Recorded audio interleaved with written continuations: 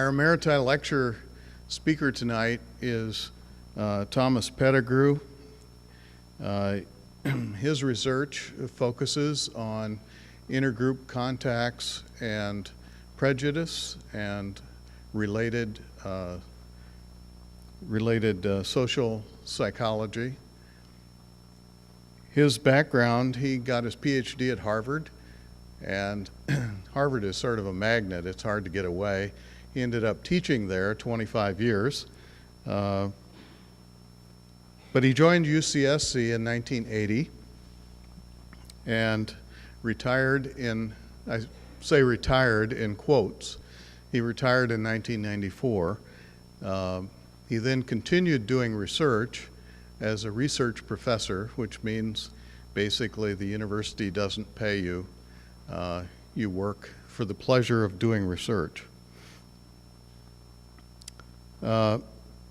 He has remained extraordinarily active since that time. His research productivity, as well as the importance of his research and recognition of that research, has increased every year. In addition to his research, he has held visiting professorships at various universities across the world. The Westfälische Wilhelms University in Münster, Germany in 1993, Flinders University, Adelaide, South Australia in 1997, Philippe University, Marburg, Germany, 2000, Schiller University in Jena, Germany in 2002. In addition, he has been a fellow at some very potent institutes, the Center for Advanced Study in Behavioral Sciences, the Netherlands Institute for Advanced Study, and the Stanford Research Institute for Comparative Study of Race and Ethnicity. He continues to serve on 3 editorial boards of prestigious scholarly journals. In the past 14 years since his retirement, he's published 85 articles. That's a pretty good productivity for even somebody still on the payroll. The importance of an article is often measured by how much people read it and cite that article in the literature. And an example, he had an NSF grant that he published the results from about 3 years ago, and that work has already been cited 360 times in 3 years. The average paper is cited twice. So this is an indication that people care about his work and think it's important. His contributions to the field, rather than declining, are increasing at an impressive rate over the past 15 years. He's an example for all of the passion and energy for scholarly work that can continue unabated and even intensified in the redefined status of emeritus professor. Tom's extraordinary scholarship is consistently matched by his influence on public policy and his efforts to foster and support social change. Rather than fading from the academic scene, Tom remains a major figure in the discipline of psychology and beyond. And a quote that from some of his peers sort of sums up is, "Neither age nor retirement has diminished the impact he's had on the field or on the people he touches." He's received many awards, which I won't list, but to these many awards, tonight we're pleased to add one more. The 2009 Constantine Panunzio Distinguished Emeriti Award. This award recognizes outstanding scholarly work or educational service performed after retirement by a UC emerita or emeritus in the humanities or social sciences. Who was Constantine Panunzio? He lived 1884 to 1964. a professor of sociology at UCLA. And it's largely to him that the UC Emeriti and retirees owe the present pension system known as UCRS, which was established by the Board of Regents after they received a 6-page memorandum from Professor Panunzio. So we have multiple reasons to remember him. Our campus has had 2 Panunzio Distinguished Emeriti winners, Hayden White in the year 2000 and William Domhoff in the year 2007. And now we have a 3rd, Thomas Pettigrew, in the year 2009. Reading from the award letter that was sent to Professor Pettigrew from the board that selected him at UCLA, we are extremely proud of the work you have done on behalf of the University of California and particularly UC Santa Cruz. Your influential meta-analysis of the enormous research literature on the efficacy of interracial contact for reducing prejudice was awarded the prestigious Golden Alport Intergroup Relations Prize from the Society of Psychological Study of Social Issues. It's part of a body of work on the conditions under which interracial contact does and does not have beneficial effects on reducing prejudice. The board also noted your efforts as a scholar activist who has influenced public policy and helped to foster and support social change. The award consists of a certificate and a cash prize. It's my pleasure to present the Constantine Panunzio Distinguished Emeriti Award for 2009 to Professor Thomas Pettigrew.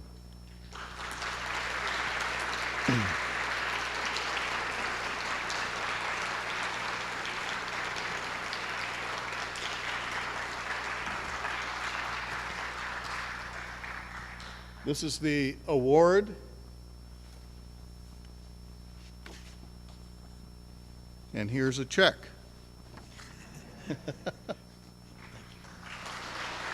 Congratulations.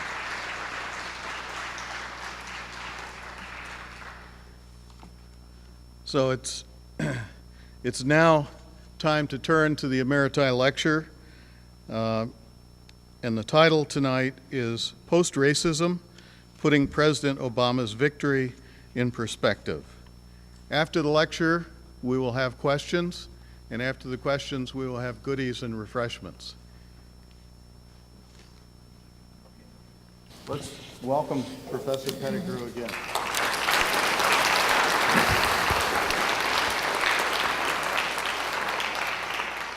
Thank you very much, Todd, for your kind introduction. My wife might even say overly kind introduction. And thank all of you for coming out tonight on a wet night to discuss President Obama's historic victory last November. Now,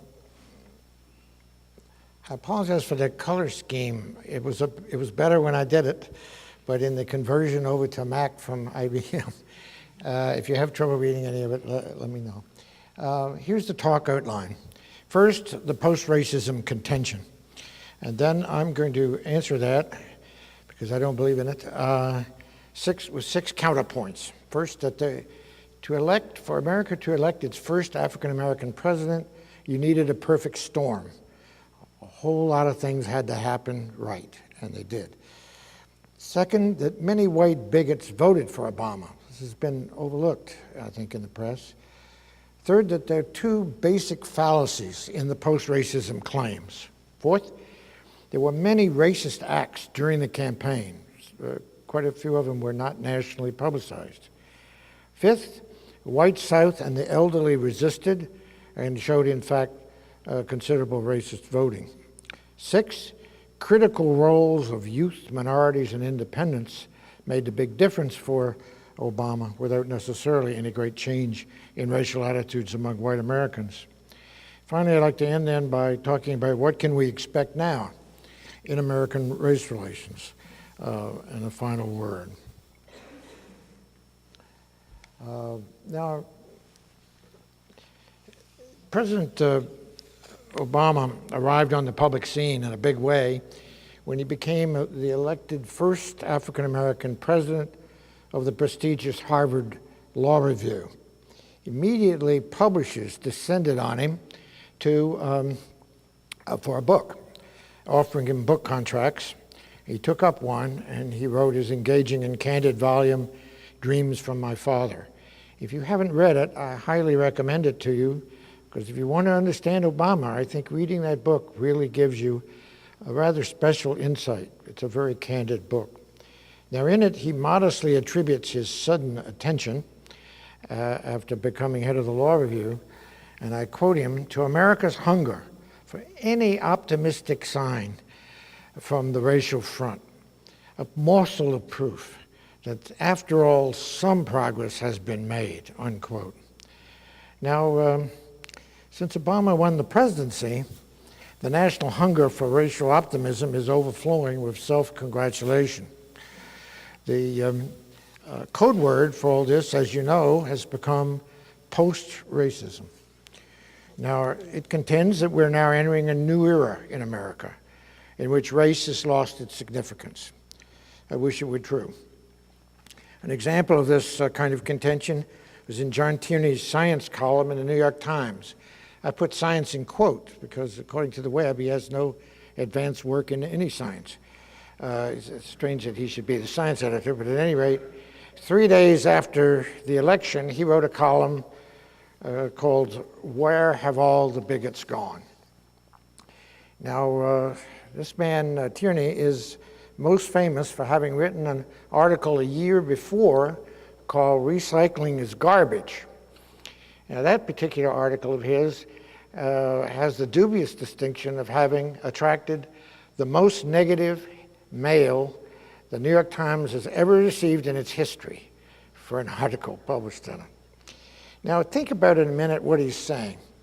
The country has somehow now elected an African American as president, so now we don't have racist problems. That's equivalent to saying, well, that Disraeli in the 19th century and Margaret Thatcher in the 20th century becoming prime ministers of England means that we don't have any more anti-Semitism or sexism in Great Britain. Similar argument. Now, the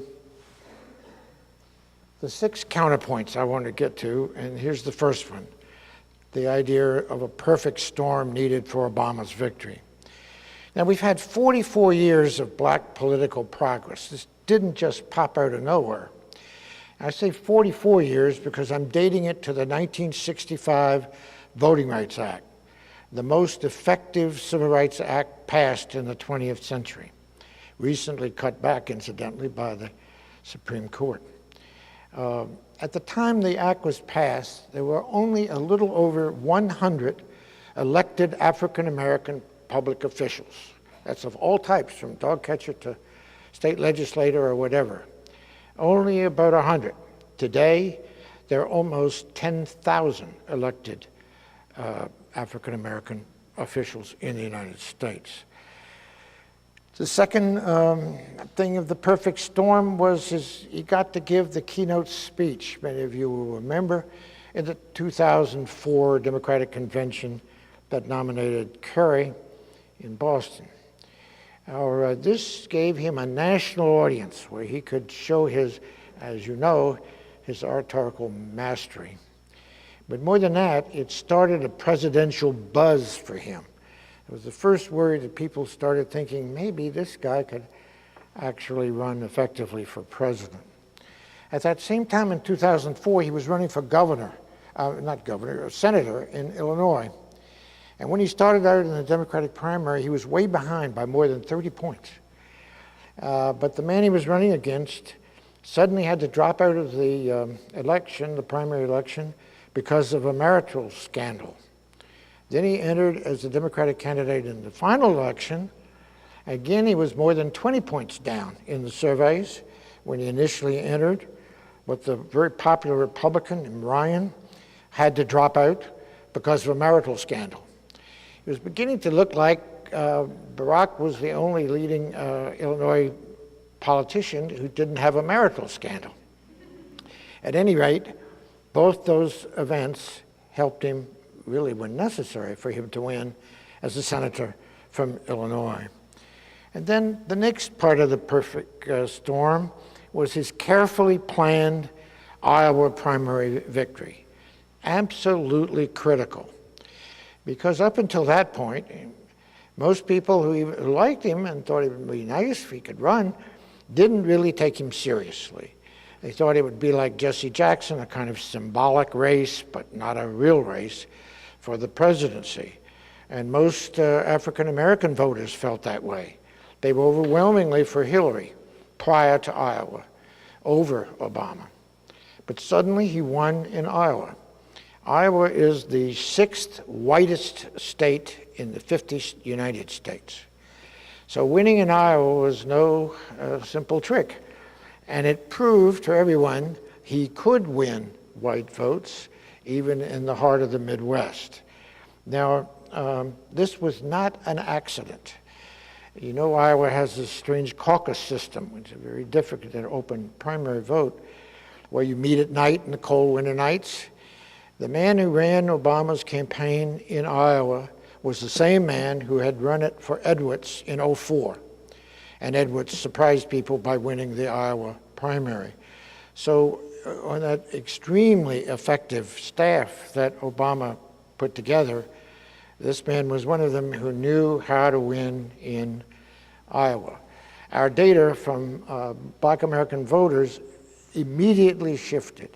In South Carolina, where we have the best data, only about 30% favored Obama, and the rest overwhelmingly favored Hillary.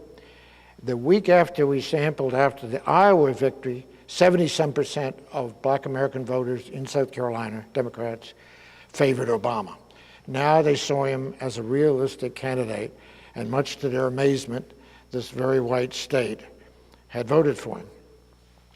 Then, next part of the perfect storm, the inept campaigns of Clinton and McCain. Both of them highly financed, experienced politicians. You would have thought that each of them could have run a very effective campaign, but they didn't. Of course, with McCain, it was the spectacular mistake of having Governor Palin be his running mate. And then the next part of this very complicated perfect storm was the Democratic Party gains in response to 8 years of unpopular Republican rule. The recent survey asked the question, national survey, how do you think historians will regard President Bush's 8 years in history? Only 11% of Americans think that they will regard him favorably, the lowest percentage ever recorded by any president since that item has been asked over the last 50 years. Then finally, the last part of the perfect storm. Even with all these things I've just mentioned, by late August and early September, Obama was still in a virtual tie in our surveys, at least the ones I put the greatest faith in, with McCain. But then the economic crisis broke, and that was the final part of the puzzle that put in our first African-American president. McCain, if you remember, was very confused in the economic crisis, and Obama stayed cool as ever. And immediately he opened a 5% gap, 4 or 5%. He kept it and slightly enlarged it for the remaining 2 months of the campaign. Now I'd like to turn to the exit polls that give insight into the victory. I want to say a little something about exit polls. If they're done well, anything can be done badly, of course, but if they're done well, exit polls are much better than regular surveys because they get over the major problem of voting surveys. Major problem of voting survey before an election is that you have to predict not just what people say they're going to vote for, but if they're going to vote. In the exit poll, you have the advantage that you know they voted. You're talking to them as they walked out of the polling place, taking every fifth or sixth person who comes out. Now, and the data I'm going to show you are from the Pew Institute exit polls, which I believe were the best done at that time. Now, and you can get it, by the way, on the web. Their data are publicly available. First off, the role of income. It's very interesting. Wealthy people tend to vote Republican, as you know well. Yet there was a shift of high-income voters. Most of them still voted for McCain, but fewer of them than in the past, despite the fact that Obama said, if you have $250,000 or more in income, I'm going to tax you more. In spite of that, he made particular gains, as you'll see in just a minute, among the wealthy. Then big city votes, both white and non-white, helped him a lot. But if you remember, the talking heads on TV were predicting great changes for white votes in the suburbs. And that didn't happen, as you'll see in a minute. And then, as any political scientist can tell you, the important things are the roles of party identification and political ideology. You just ask people, do you consider yourself a conservative, a moderate, or a liberal? And these were major factors with strong Obama gains among independents and moderates, as we're going to see. Now, unfortunately, the black doesn't come out as well in the transfer to the Mac. I'm trying to show two different things with these histograms. First, as in this leftmost white column, I'm trying to show just what the vote for Obama was from that group. In this case, people with less than 50,000 income, okay? And you see 60% voted for Obama. Well, I'm trying to show something among whites. Notice all the white income levels are below 50%, but he was doing best among the poorest. But I'm also with these, and not just this one, but the remaining histograms, I'm trying to show you the difference, if you can read it, I hope, with the change in color I have here, the difference between Obama's vote for this group and the Kerry vote in '04, okay? And what you notice is, particularly among whites, a 6% gain among those with incomes above 100,000. In spite of his saying he's going to tax people over $250,000. Unfortunately, the survey didn't ask about $250,000. Not that many people to answer, I guess. Now, in the next graph, what I'm trying to show is this urban-suburban rural splits. And you'll notice where he was really doing well, in fact, among whites only, if you can read that, he was doing slightly better than 50% among those under 50,000. But the interesting thing is the change from the Kerry vote. And here, if you can't read it, I'll read it for you. He gets he gets a 9% increase among the white urban voters. He didn't get any increase over Kerry among the suburban whites, like the talking heads had predicted.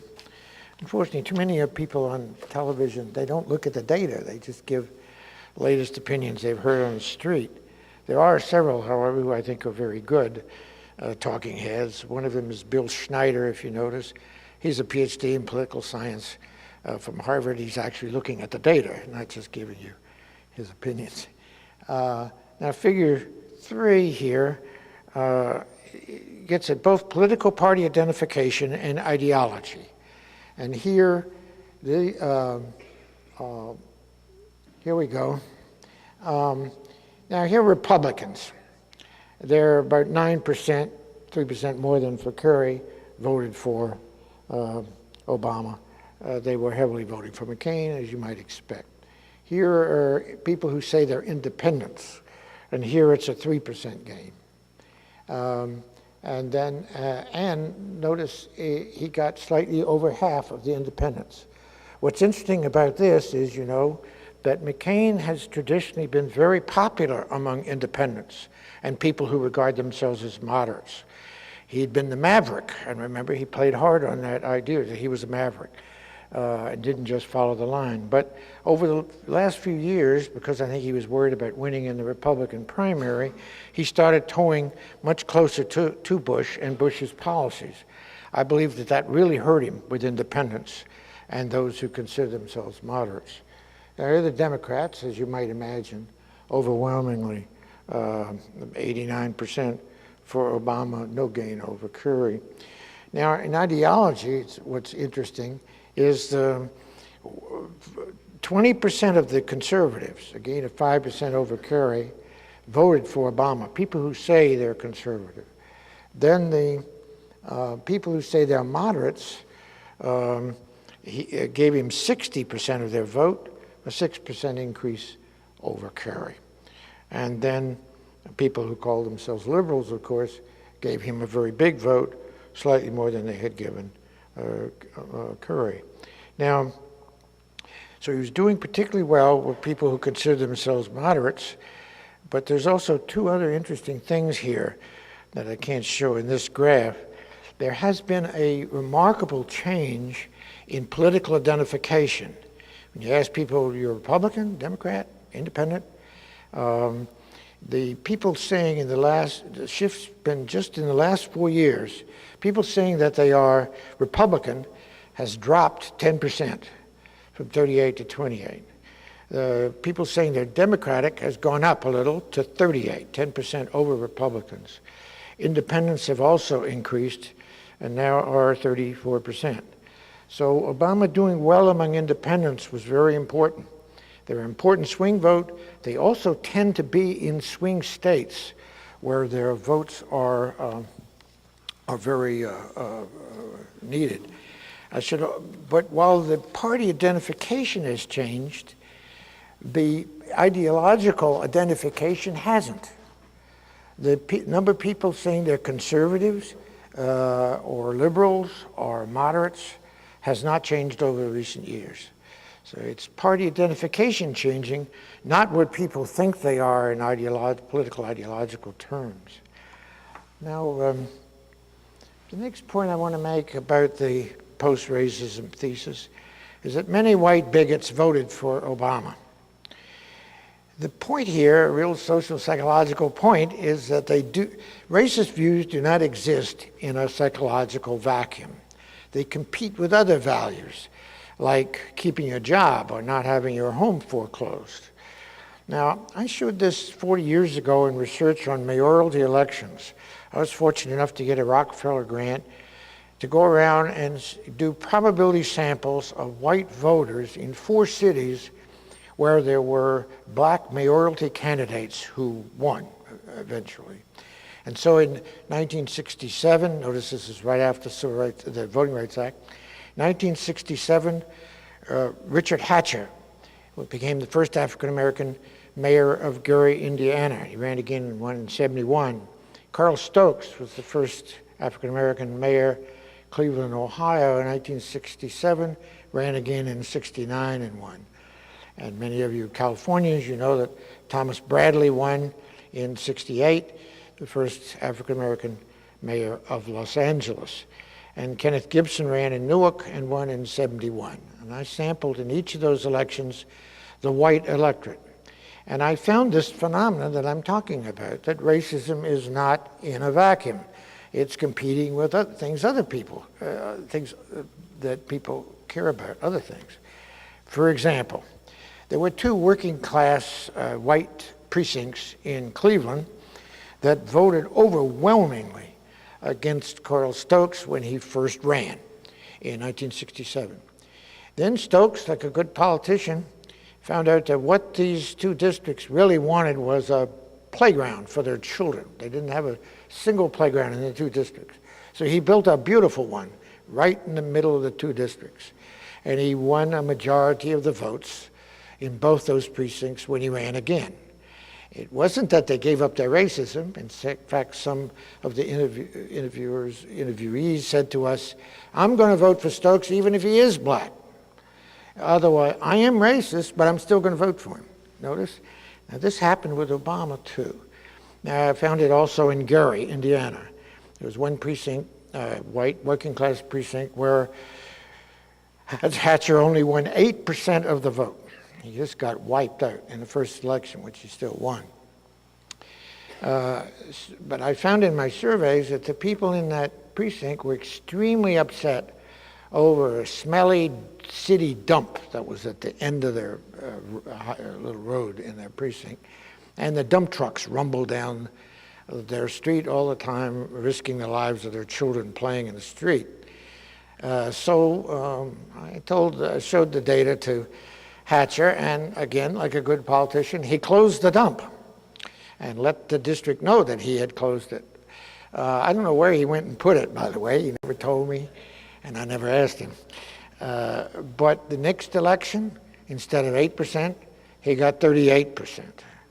So people have other values, not just their racism, and that get overlooked in the post-racism claims. Also, to help many white bigots manage to vote for him, both Barack and Michelle are anti-stereotypical. They're non-threatening. They were able to run a largely deracialized campaign. And the deracialized campaign made many of my friends on the left very unhappy, but I disagree with them because I think he had to in order to win. Now, there was one striking exception to what I'm saying that you'll remember, and that is he gave his famous race speech in Philadelphia in the middle of the primary campaign. This was forced on him, of course, by circumstances involving the Reverend Jeremiah Wright, and I'll come back to that in a minute. So he was a hard target to hit on race grounds, so opponents had to charge him with being an elitist. Think about that Obama was an elitist. The only person to ever run for president of the United States who came from a one-parent family that lived on food stamps. But he was the elitist, not the son and grandson of admirals or the daughter of a rich family in suburban Chicago. In fact, McCain took this to the extreme, and you may remember an attack ad that he ran for several days where he tried to portray Obama as an inexperienced, mindless celebrity, and he threw in shots of Britney Spears and Paris Hilton in the ad. It didn't work.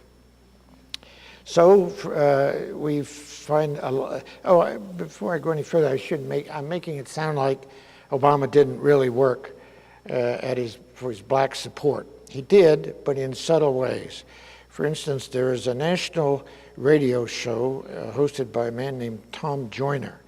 It's widely listened to by African Americans, but hardly listened to at all, or even known about, by white Americans. And Obama appeared on that show during the campaign over 15 times. So it's not like he took the black vote for granted. He did work at it, but he never had to run a campaign to attract their votes that would offend the white bigots who ended up voting for him. Now, we got some strange phenomena if you think about this. There was a home in New Jersey that was decked out their front yard with both a big Obama sign and a Confederate flag. Many of the interviewers reported that when they asked, who are you going to vote for, they had people saying, I'm going to vote for the nigger. Now, it seems this is anecdotal, but we have also hard evidence in voting, both, as you know, in California, but also in Washington State and in Michigan. The states passed referenda against anti-affirmative action referenda, and they passed big, over 60% here in California, voted against affirmative action. All three of these states, Michigan, Washington, and California, also voted for Obama big. So there were quite a number of people voting against affirmative action, but voting for Obama. Now, I also want to stress as my next point two logical fallacies of the post-racism claim. First is the ecological fallacy. And you see this all the time if you're looking for it. It draws individual conclusions, starts making statements about individual people on the basis of nothing but aggregate data. And you can really get in trouble doing this. For example, if you look at the states that regularly vote Democratic, Massachusetts, Connecticut, New York, California, they are rich states. If you look for the states that routinely vote Republican, Louisiana, Arkansas, Mississippi, Alabama, West Virginia this last time, they are the poorest states in the Union. So if you made the ecological fallacy, you would say, gee, rich people are voting for Democrats and poor people are voting for Republicans. But of course that's wrong. At the individual level, rich people are voting more Republican than Democratic and vice versa for poor people. Now I've just given you an example of the ecological fallacy in the post-racism argument. That is, they assume that whites voting for Obama in the aggregate were all individually unprejudiced at the micro level. The second fallacy is the constant turnout composition fallacy. It's an obvious fallacy as soon as you think about it. But they assume that the presidential electorate, the people who went to the polls and voted in 2008, were the same, almost exactly the same, as those who voted in 2004. But it's not true. By my calculations, at least 13%, and it may be as high as 18%, change in the electorate between 04 and 08, with somewhat fewer Republicans and many more minority and young voters in 2008 compared to 2004. Notice none of this requires anybody changing their racial attitudes. It was changing, part of it then was the change in who went to the polls and voted last November. Now, another point I'd like to stress concerns racist acts during the campaign. There was increased racial violence, threats, cross burnings during the campaign, plus more threats against the life of Obama than for previous candidates. That was reported by the U.S. Secret Service. Now, Clinton campaign tactics, I don't know if you remember, but there was just a terrible picture of Obama. He looked miserable. He was dressed in Sudanese clothes. It was taken while he was on a trip in Sudan. This was leaked by the Clinton campaign to try to further the fiction that he was a Muslim. Also, top officials in the Hillary's campaign repeatedly, not once, repeated charges to the press that Obama was a former Chicago drug dealer. The elitism claim that I've already mentioned. Ferrero's charge he wouldn't be running if he weren't black. And notice that statement is exactly what people say about affirmative action. He wouldn't have that job if he weren't black. And the Reverend Wright episode. Now, Hillary attacked Obama on the grounds that he must be responsible for the wild statements of Reverend Wright. But when she made that charge, she forgot to mention a 1998 White House prayer breakfast in which she and her husband invited Reverend Wright as an honored guest. So by her illogic, if Obama was responsible for his outburst, so was she. Later, of course, Hillary worked very hard for Obama's election, and her supporters in November supported Obama 84 to 15%, almost as much as those who had voted for Obama in the Democratic primaries. Now, I think there's an interesting thing here. The McCain people thought that the Hillary voters would be so angry that she hadn't won the nomination that if they put up a vice president who was a woman, any woman, they would come over and vote for the Republicans. But of course, people didn't after they put in Governor Palin as the vice presidential candidate. I should add, too, my wife really would be angry at me if I didn't add, Michelle was an important component in this. Though her talks were not widely publicized, she went all over the country speaking largely to women's groups.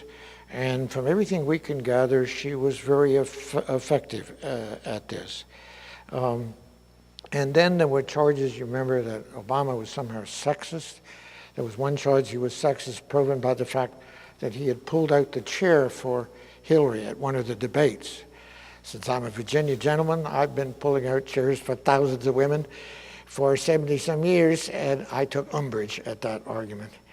But now we have evidence. Is he a sexist? He is now nominated and put in place, actually, more women, highly ranked women, in his administration, I think, than any previous president. Now, McCain picked up many of Hillary's charges, particularly the elitist charge. And his manager, Steve Schmidt, who was a Karl Rove associate, largely he didn't get into direct racial appeals, so he substituted a kind of strange other. He's a strange guy with this funny name, and he comes from this exotic foreign country called Hawaii. I don't think it worked very well, but you see what he was trying to do. And then Governor Palin was less subtle. In a speech in Florida last October actually, she said, "He's not one of us." Now, it's with some embarrassment I make my next point. My two groups, the elderly and Southern whites, resisted. They showed racism is still alive and well in America. Exit polls found that many of these Americans voted against Obama on largely racial grounds. Now, as the following graphs I'll show, whites older than 65 were the only age group that voted more Republican than in 2004. And Deep South whites voted far less for Obama than in 2004 for the regionally unpopular Curry, which is saying something. Curry was extremely unpopular in the whites' Deep South. They saw him as a New Englander, a snob with a funny accent, the very kind of person, Yankee, as they would say, who looks down on us. So Curry did not do well in the Deep South in 2004. For example, in Alabama, he got only 19% of the white vote. Guess how much Obama got in Alabama in 2008? Only 10%. But change is coming. Older cohorts being replaced, and newcomers to the South, as well as more tolerant young white Southerners, are changing the South. As already you saw in Florida, North Carolina, and my native state of Virginia, all went for Obama, though they had voted for Bush the two times before. Now, what's interesting is that these three states, Florida, North Carolina, and Virginia, the census tells us, are among the 7 in the country who have recently received more new residents. So it wasn't so much just white Virginians suddenly finding the light and voting for Obama. We also have a lot of votes coming in of people who weren't Virginians, at least not born in Virginia. So my father would have never considered them Virginia. You had to be born in Virginia. These people came from the north, but an important group, particularly in Florida and North Carolina, were Latinos. And we'll turn to them in just a few minutes. So let me show you some of the data. The left side's always the total, the right side white only. And you will see that it was the 18 to 29 group that really came to life.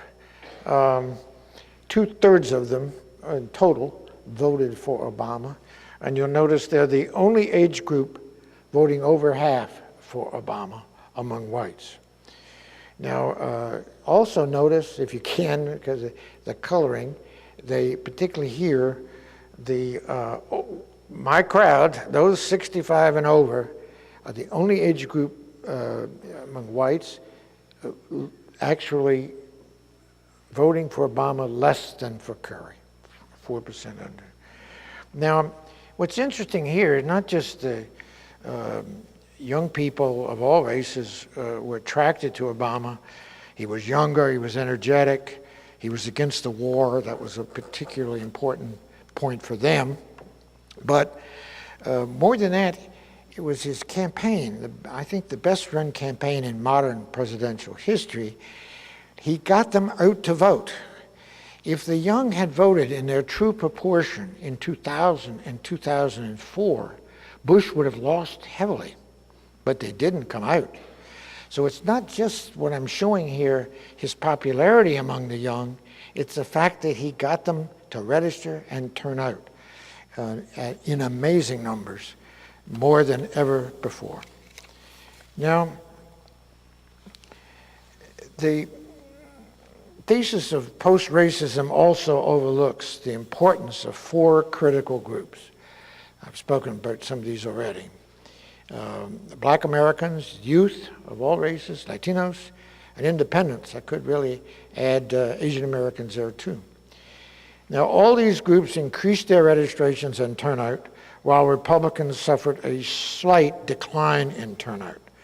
That was the Obama campaign, all that door ringing, particularly by young people. Now, blacks increased their proportion of the total electorate from 11% in 2004 to 13%. Latinos went from 6 to 8%, while non-Latino whites declined from 80 to 74%, the lowest ever in an American presidential election. Self-styled moderates, I just showed you, shifted 6% to support Obama at 60%. 62% of Asian Americans voted for Obama. That's a little more complicated. Asian Americans are very different groups, of course. 2 groups of Asian Americans, Filipino Americans and Japanese Americans, always vote heavily Democratic. But 2 Asian American groups, the Chinese Americans and Korean Americans, tend to vote Republican. But in this election, all 4 went for Obama, though the Japanese Americans and Filipino Americans voted more for him. Anyway, altogether, 62% of Asian Americans voted for him. Latinos provided the largest shift, 13%, to support Obama at 66%. That made the difference in states that had long gone Republican, like New Mexico, Colorado, and Nevada. Now, there are 2 points I want to stress here that may soon show that the Democratic Party is gaining a commanding majority of votes. 2 points. First one I want to make is the Mannheim thesis. Mannheim had an interesting argument where he said, when people vote for the first time, when an age group comes of age to vote, the political context of the political situation when they first vote will shape the way they think about politics for much of the rest, if not all, of the rest of their political lives. Now, I've been a believer in the Mannheim thesis, in part because of watching the so-called Roosevelt cohort. In the South, we call these people yellow dog Democrats. They'd vote for the Democrat if it were a yellow dog. They came to the electorate in 32, 36, at the time of the Depression, not unlike nowadays. They remained loyal to the Democratic Party because they regarded Roosevelt as having saved them from the Depression. World War II probably did more to do with it, but never mind. They really did link on to the Democratic Party. We saw it again, though the phenomenon was not as strong, among Kennedyites. Kennedy did it in 1960 with the young. He appealed to the youth vote too. They were attracted to him. They're now in their 40s, 50s, 60s, and most of them are still voting heavily Democratic. We saw it on the other side for Republicans when Reagan won in 1980. You notice how many of the Reaganites now, 30, 40, in their 40s, some in their early 50s. Notice how often they go back to talking about Reagan, not Bush, not either Bush. That was their hold when they entered politics and caused them to be loyal to the Republican Party. Now what I'm suggesting is that we may be seeing this phenomenon again with the young. They have entered very much for Obama. We have a depression again, if he manages to get the credit for pulling us out.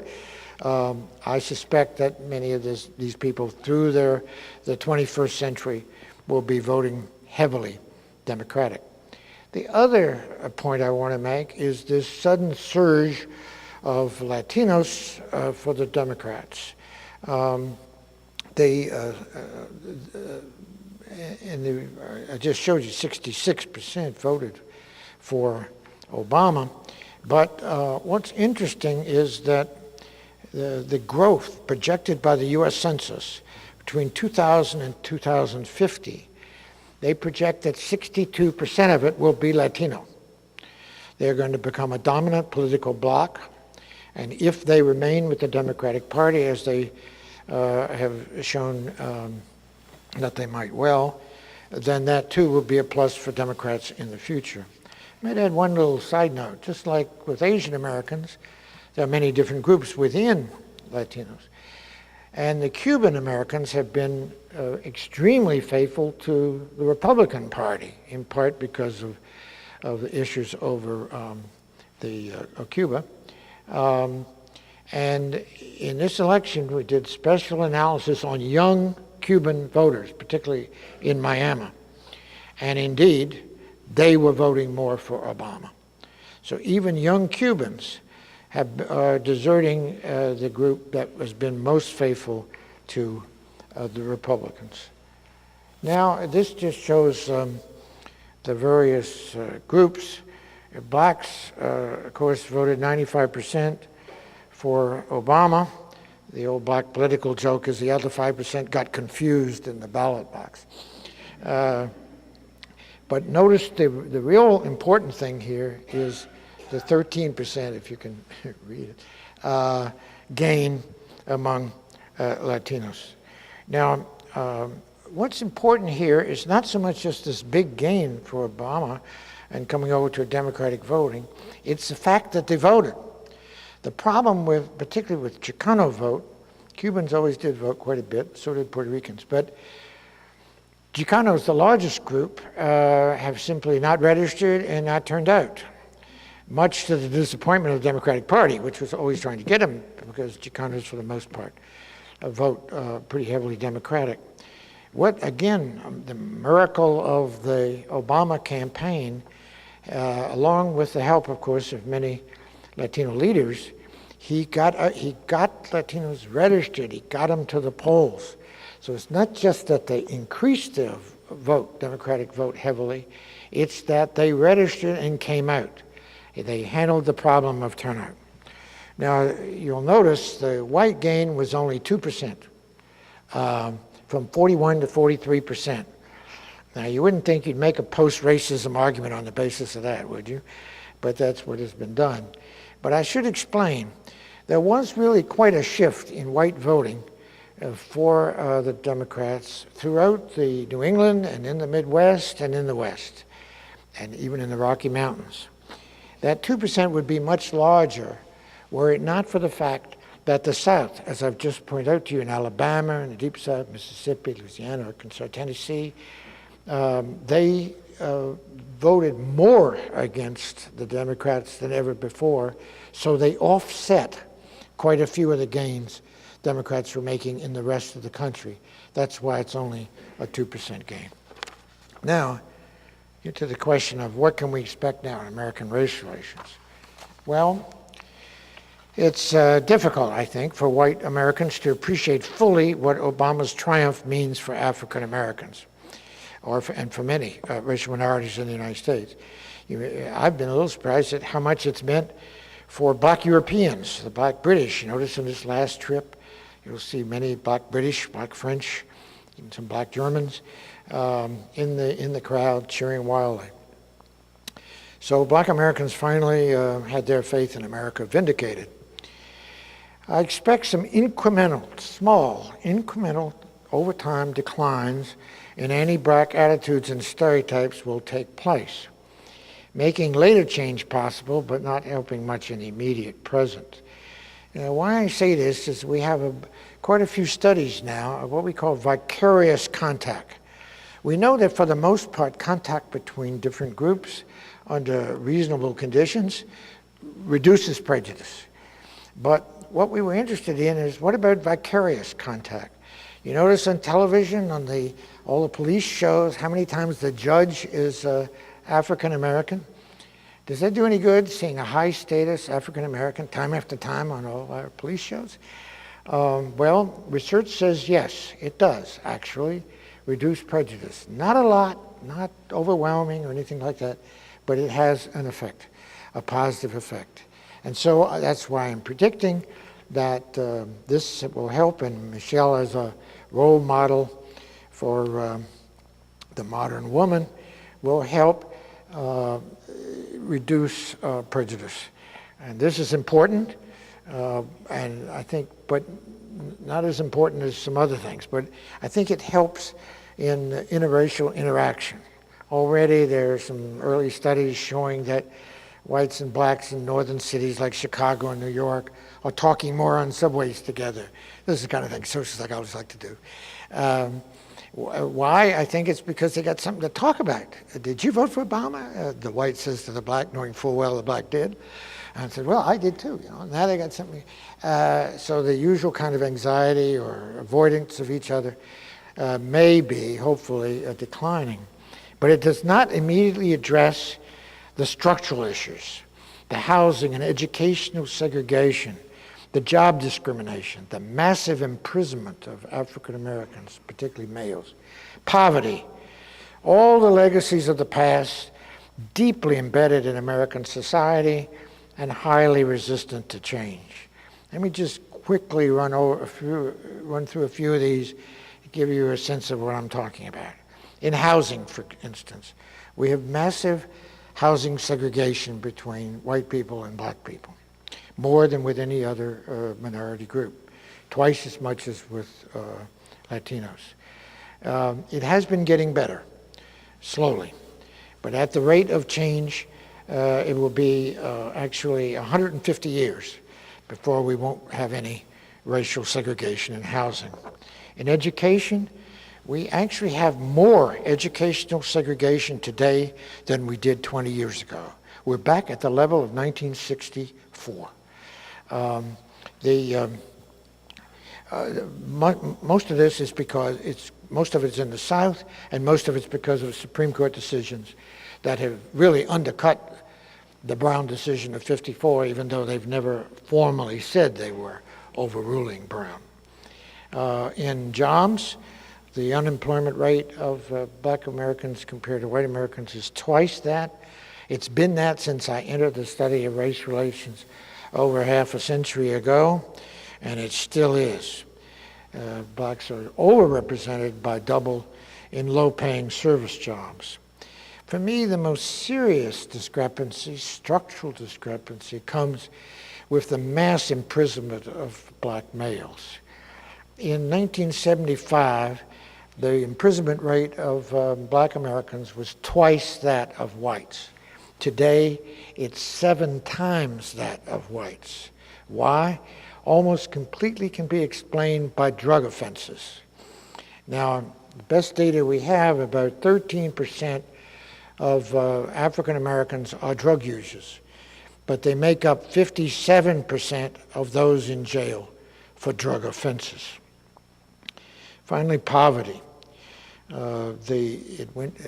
Median black family income went up to about 72% of white median family, but now it's come back down to 62%. But I should explain that talk about medians and means is very, actually, I think, erroneous way to think about the black world today. There are really 2 black Americas. One is the black America that that we meet, you've seen, and they're here at UCSC. And they have benefited from the changes. Some have even become wealthy, but they've made it into the upper middle class. They make it into the University of California and other leading universities of the country. But there's another black America that's still in the ghetto, or they're in prison. And they have not seen change in their lives. And too often we look at the progress and carefully ignore what's going on in the other black America. Now, faced with 3 real difficulties, I have my doubts as to what Obama can do on these structural things that are still barriers to decent intergroup relations in America. He's faced with a severe economic crisis, as of course you're aware. He's also faced with a reactionary Supreme Court majority. And he's faced with Southern-based Republican minorities in Congress who lately have been voting completely against him, every single vote. Now, what's behind that in part is that last November, the Republicans who tended to lose their seats in the House and in the Senate to Democrats tended to be the more moderate Republicans. So what we have left are the real hard-nosed far right wing, not all of them, but most of them, in the Congress, and they will remain a real barrier to structural change that Obama can achieve. Hopefully, if he wins again in his second term, and particularly if the Democrats have gained more in both houses of Congress, he might be able to start tackling these extremely difficult and deeply rooted structural difficulties in American race relations. Now, my final word. Obama's decisive victory marks a momentous milestone in the history of America's most persistent domestic problem. I have to admit, I never thought I'd live to see it. And I do not wish tonight to diminish that fact in any way. But we cannot unfurl the mission accomplished banner yet. The post-racism era is yet to arrive, even if our nation has taken a major, giant step forward. If we're no longer two nations, as the Kerner Commission held 4 decades ago, we're still not yet a one non-racialized nation. Thank you.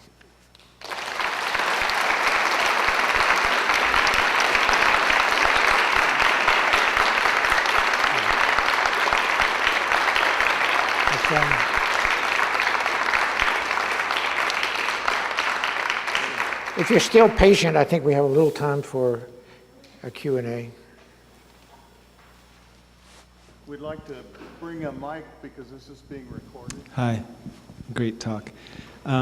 So you were quoting just a second ago, I felt like you were quoting from William Julius Wilson, who has said that racism is not the most important issue for blacks, that now it's class. You were saying that there are two groups in the black population. Yeah, but I'm not saying what Wilson says. Anyway, no, but I mean, in a sense, you were talking about the underclass and the middle class who were able to come out of the ghetto. And do you feel that class had some effect on Obama's success? Oh, no doubt about it. And look at the people around him and so forth, the African Americans who are around him. But Wilson and I are actually good friends, but we argue whenever we see each other. He wants to say that racism has really declined to the, he's not exactly a post-racist, but he's almost saying it, and that class is the thing. I argue that class has become much more important in the black world because we now have a developed middle and particularly upper middle class of African Americans. But racism is still with us. And we have a lot of research to show that upper middle class black people face discrimination daily. So just because they've risen in the thing, they have many more opportunities. They're much better off, of course, than in the past. It doesn't mean that they're free of driving while black. The police stopping you. Middle-class blacks report that for their children more than poorer blacks because they got more cars maybe, I don't know. But they walk into a department store and there's a store detective following them as if they're going to steal something. And no matter how wealthy they are, they get these treatments. So for me, I argue it's a race and class interaction. I don't deny Wilson's argument that class has become much more important, but you have to see it interacting with race. And just because we now have a substantial, maybe a third of black America is middle class, doesn't mean that they don't face racial conflict too. Thank you. Hi. You made a comment about Cubans, young Cubans going for Obama. And mostly this has been about Obama and being black, but our grandson goes to an elementary school in Santa Cruz in Live Oak, and half of it's Hispanic. And it gave me a lot of hope because they were so excited that I showed up with Obama shirt one day. And the little Hispanic children and the kids that voted in our grandson's class, there was a private vote. You know, they weren't supposed to vote, but they were so, and obviously their parents were so much for Obama, and a lot of these children are migrant children.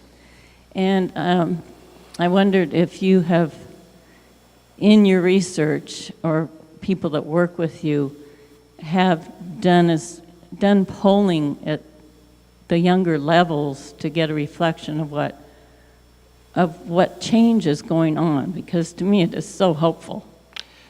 Well, particularly developmental psychologists have been looking at this, but we don't have any studies yet of the Obama effect, obviously. But I'm sure you're correct.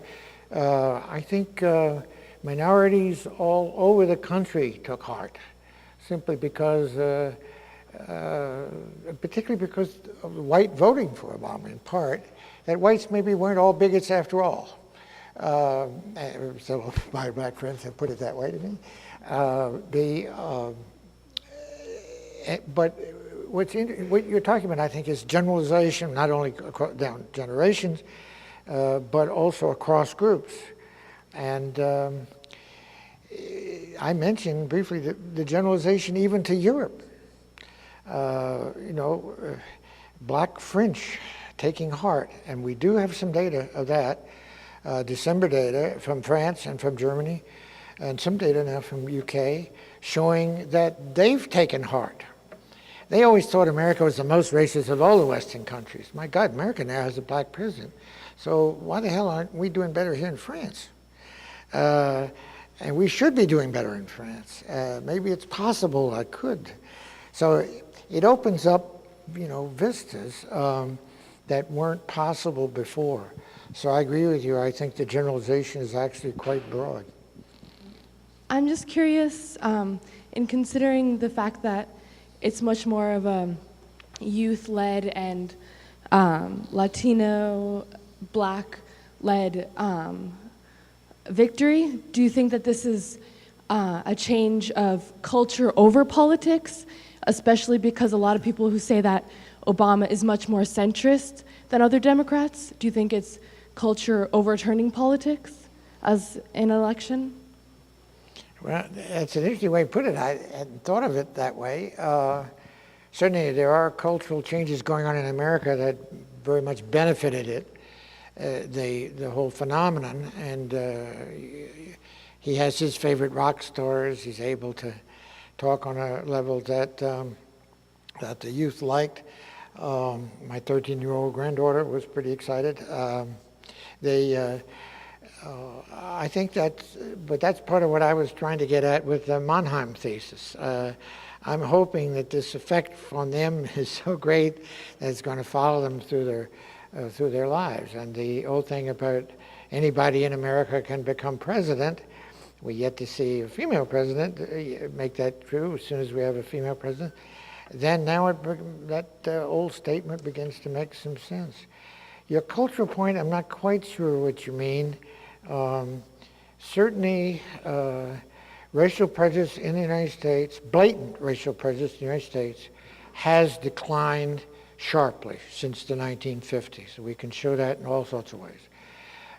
What hasn't declined so sharply is subtle prejudice. Prejudice often so subtle that the perpetrator doesn't realize it. Because it's embedded in the culture. The thing that used to worry us years ago was how the roles we used to have 30-minute sitcoms on TV, and they didn't have time to develop characters or anything.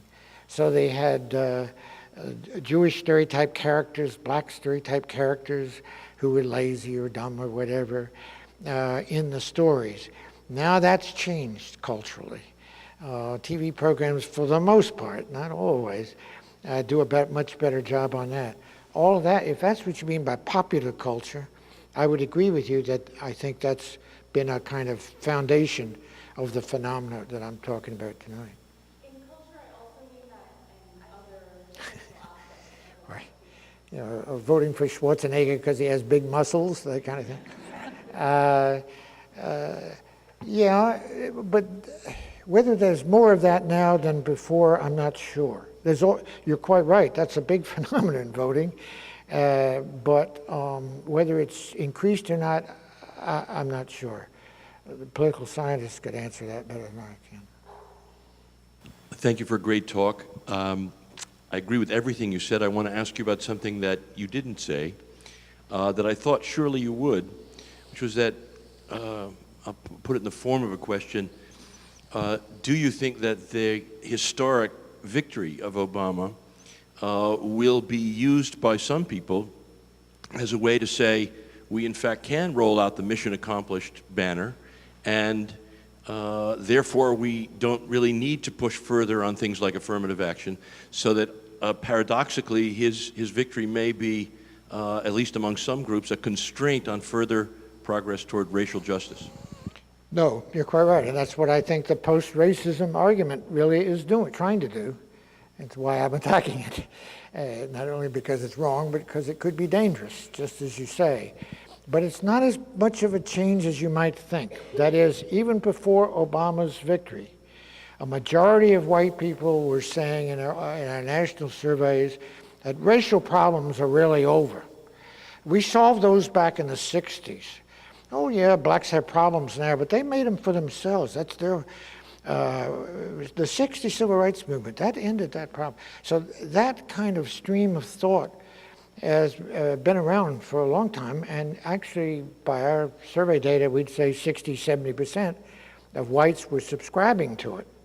Now you still have a good point, because now with Obama's election, they can point to that and say, see, it was right. I mean, and that's what I think the post-racism thesis is all about, and why I wanted to show what its serious shortcomings are.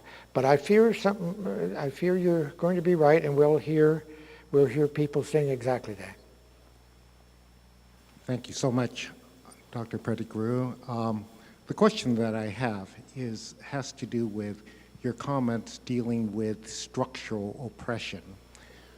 My question is, do you believe that structural oppression of African Americans in higher education will be changed over the next few decades in relationship to how classes are taught, who we tend to look towards as those who have brought about changes in our society, or will we continue to format the concept that whites are the dominant intellectual forces that has brought about the intellectual changes as we now see it? In other words, has Obama influenced higher education in such a way as to be able to bring about changes within the curriculum itself?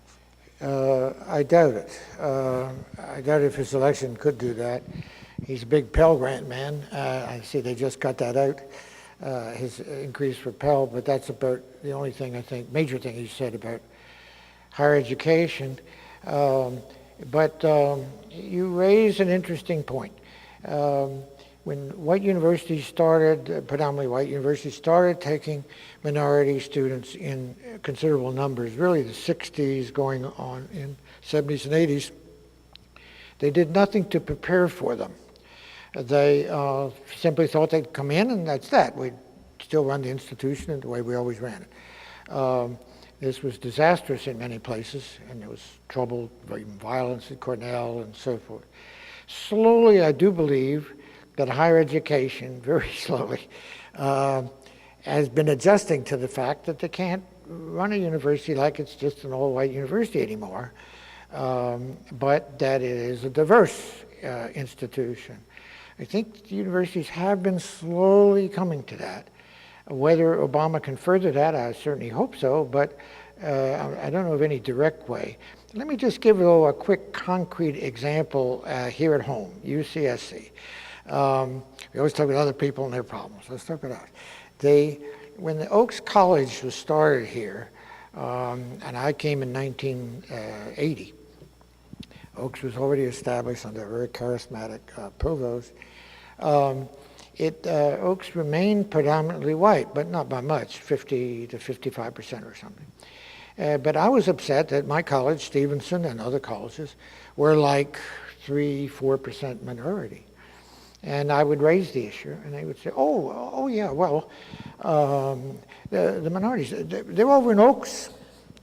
So Oaks was used as a kind of, Oaks, which was a fantastic, successful experiment in its early years, was being used as a kind of ghetto, segregation.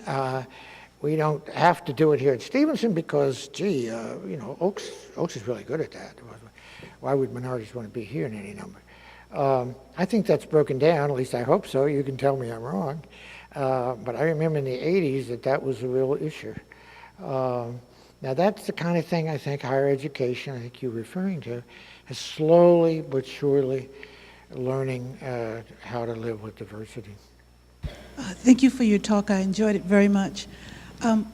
In your collection of qualitative data, did you hear anyone respond to the fact that Obama was not truly, I've heard this said, that Obama is not black, he was biracial, or he was as white, and there was a lot of attention paid to that part of, the fact that his mom was white?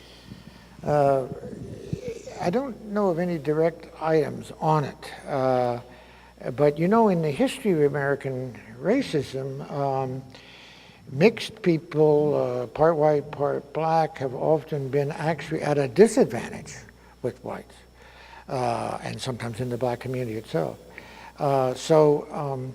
You raise a good issue. It's actually, I think, fairly complicated.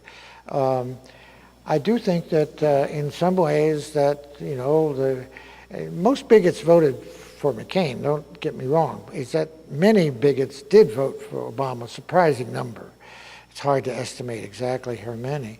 And I suspect, but we don't have good data on this, that they dwelled on the fact that he had a PhD anthropologist for a mother who was white, and ignored the fact that his father, his Kenyan father, was a Harvard graduate with considerable accomplishments back in Kenya.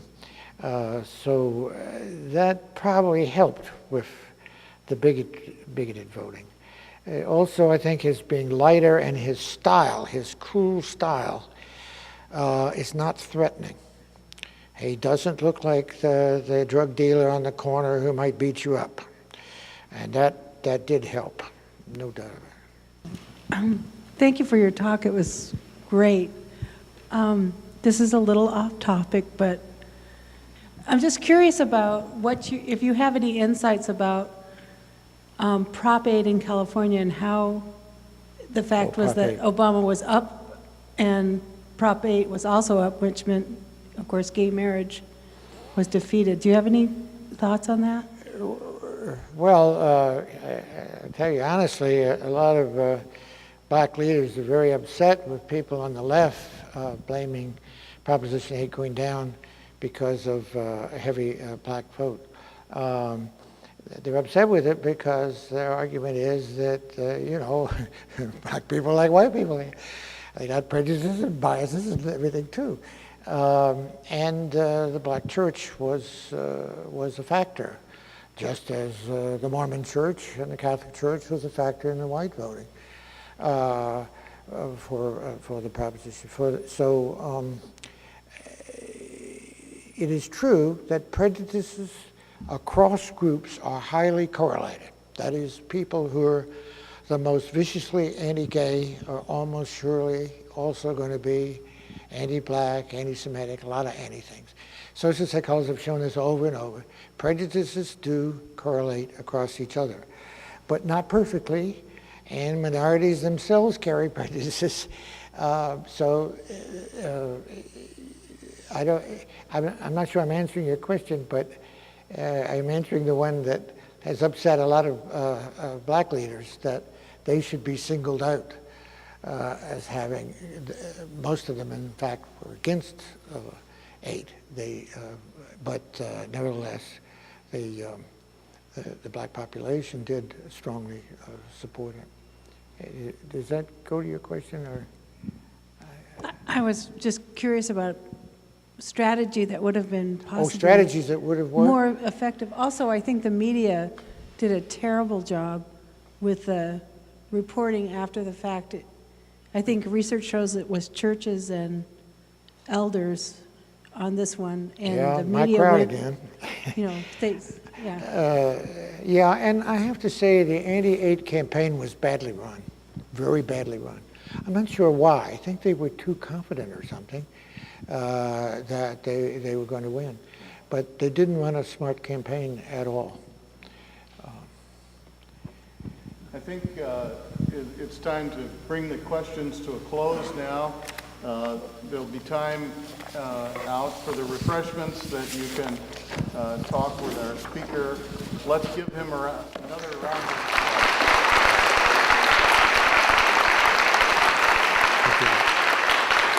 Thank you. Great talk.